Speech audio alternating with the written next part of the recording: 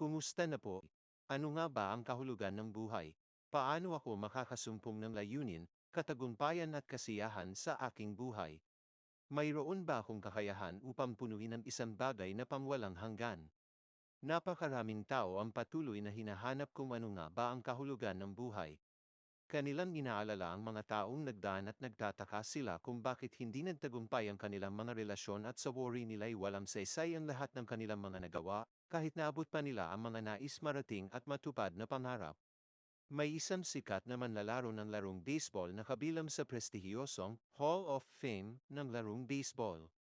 Tinanong siya kung ano ang nais niyang sinabi sana sa kanya bago pa man siya nagsimulang maglaro ng baseball. Sumagot siya, nais ko sanang may nagsabi sa akin noon pa, na kung maabot ko man ang tuktok ng tagumpay wala pala itong saysay. Maraming mga pangarap ang natuklasang wala palang saysay matapos ang maraming taong nas ayan sa pagsusumikap upang makamit mga ito.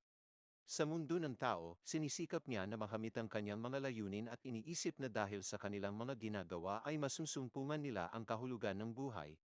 Ilan sa mga pinagsisikapang makamit ng tao ay ang tagumpay sa negosyo, pagkakamal ng maraming salapi, pagkakaroon ng mabuting relasyon, pag-aasawa at paggawa ng mabuti sa kapwa at marami pang iba. Subalit maraming tao ang nagsabing sa kabila ng nakamit na nila ang lahat ng kanilang mga pangarap, nagkamal na ng kayamanan at nagkaroon ng mabuting relasyon at nakamit ang pinapangarap na maging asawa ngunit tila mayroon pa rin kulang sapagkat may puwang sa kanilang mga puso na kailan may hindi kayang punan ng anumang bagay sa sanlibutan na Diyos lamang ang tanging makapupuno. Orman Buelva po uli, God bless po.